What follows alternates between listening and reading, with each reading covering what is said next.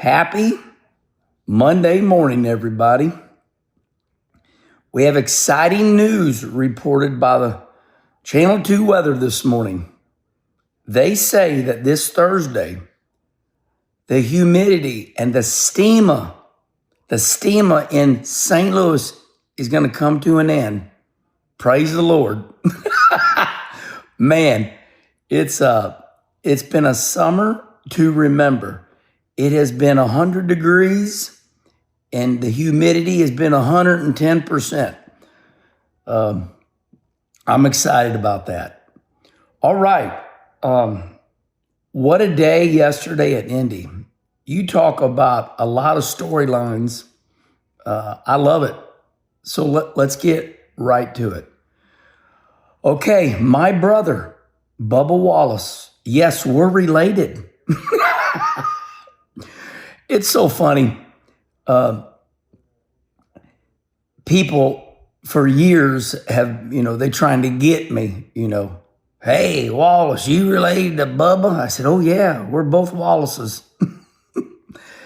Okay, I'm going to give you my opinion on Bubba, and then we're going to talk about the empty grandstands again.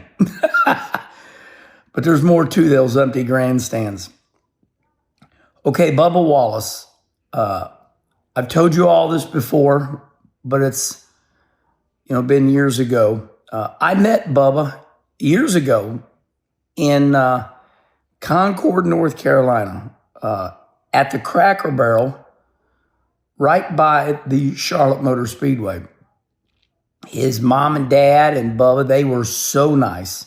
Gosh, I'm guessing maybe 20 years ago now. Maybe not that long, but boy, it's been a while. Let's say at least 12, 15 years ago, I met Bubba Wallace.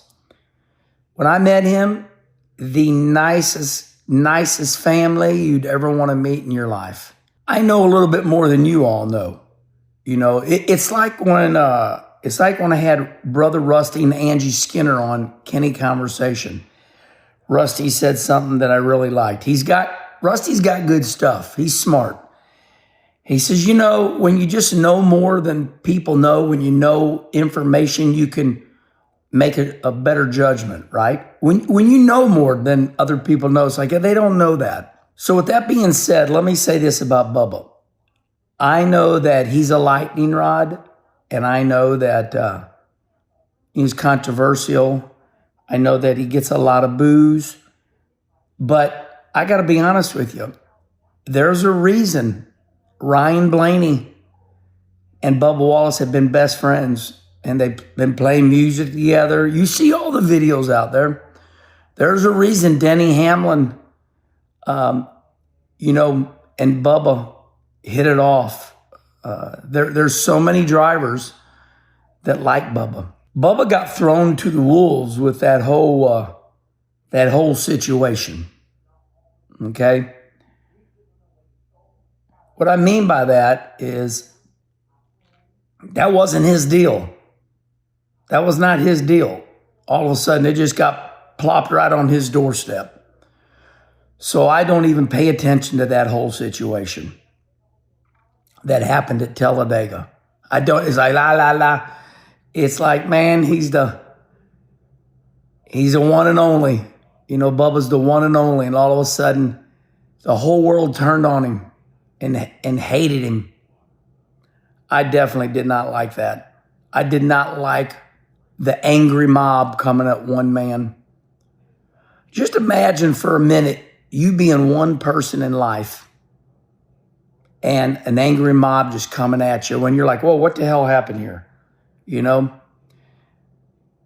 At the time everything went down at Talladega, he wasn't even at the racetrack. So that's all I'm going to say about that. So I met him at Cracker Barrel, thought he was a wonderful man. We laughed, gave each other a hug over having the same last name. I learned he was the real deal. And I think that's why Ryan Blaney and Denny and all them, it's like Rusty says, they got information that you all aren't privy to. Bubba Wallace is a good race car driver, and everybody always knew it.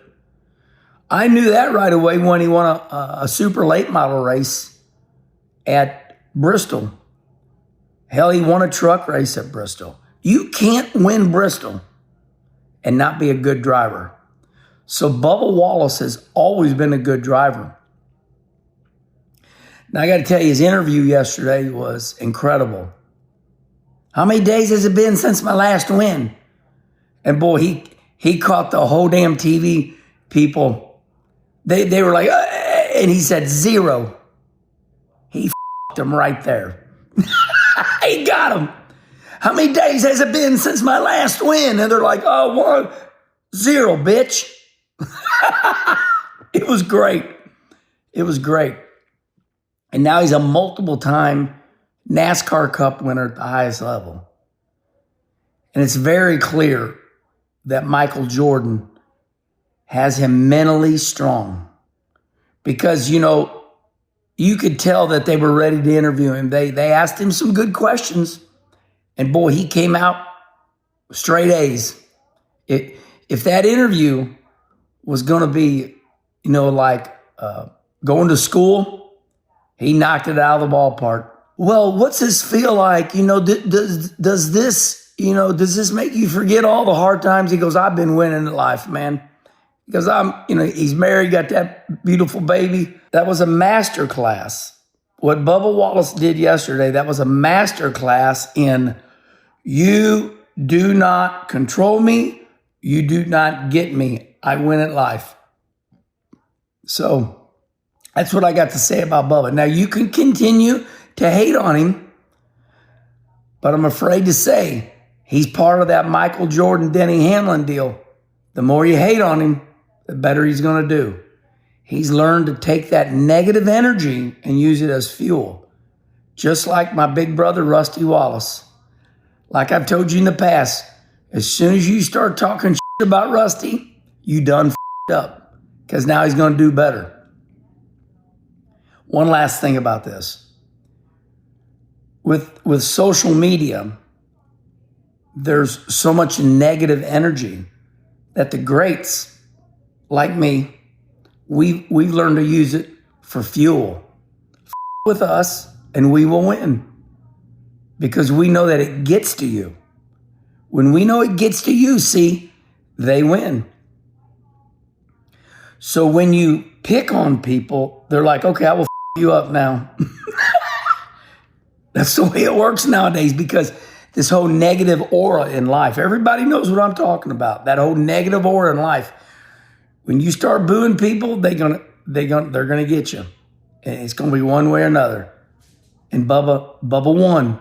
He straight up won so harshly. Means he won so good, so bad. Listen, when you line up side by side with what's considered the greatest racer of all time, multiple times, multiple restarts. Okay, you might have got Kyle Larson this time. Let's see you do it again. Does it again and again. Now, I know you all were waiting for me to talk about Bubba this morning, so that's all I got for you. Congratulations, Bubba Wallace. I never want to be in your spot, buddy. You're a strong man. Okay, it happened again yesterday, but boy, did I learn a lot. I was at the St. Louis Cardinal baseball game with Doug and Missy Schoenfeld and my wife, Kim. Had a wonderful time. Of course, had my phone right there and had to check up on the race because getting ready to do Herman Schrader here in a little bit, and I wanted to know what was up. The game was over, and I made a nice little post thanking Doug and Missy Schoenfeld. They gave us the tickets. I said, thank you to my childhood friend, Doug Schoenfeld. And somebody responded, oh, you had a good time at the Cardinal ball game with all 10 people. So it dawned on me, people even judge crowds at baseball games. Yesterday at the Indianapolis Motor Speedway. Now listen, I know what I'm getting ready to say. What I'm going to say is a really smart-ass comment, but you're just going to have to eat it because it's the truth. And I'm not being mean. I'm just saying it. The longer you continue to go, oh, look, there's no people at the grandstands, while you're not there, that teaches you that NASCAR does not need you there. Now, I see the comment section. I see it. People get in arguments with other people, and they're like, well, as Kenny Wallace says, they don't need us there. That's right. Now, I say it a little bit sarcastic, but because you keep trying to judge sports by people in the grandstands. I'm going to say something very provocative right now. We are in a new society. Sports is geared for TV because people don't enjoy, and they don't have to go to the events anymore. So you ask yourself, if there's nobody in Indy, why do they keep going back? I know the answer. Because they don't need you at the grandstands. And I know you hate hearing that. You hate it because you think if there's no people in the grandstands, you're going to get a prize. Look, there's nobody in the grandstands. Well, number one, you're not there, but you're watching it on TV. Let's think about it. If you're saying, look, there's nobody in the grandstands, that means you're watching it on TV. So you paid, and NASCAR got your money. And you think they didn't, but you did. You paid to watch that TV. I was born in 1963. If we'd have had a TV like that, we'd have stayed home too. Watched it right there. So I'm going to repeat myself. Sports nowadays is geared up for you to sit your ass at home and watch on TV. And I know, I'm going to say it again because I know you're going to keep trying to get me. Sports is now geared up for you to watch it on TV.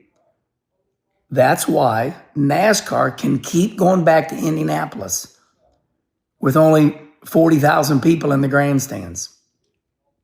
There's your answer, guys. I don't know what else to tell you. There will be a day where you quit going, look, there's nobody in the grandstands. You will be learned. They will learn you, and you will learn a lesson that we are in a new societal shift. Sports is now meant for big screen TVs. That's a damn 72-inch screen. Look here. There's the ball game.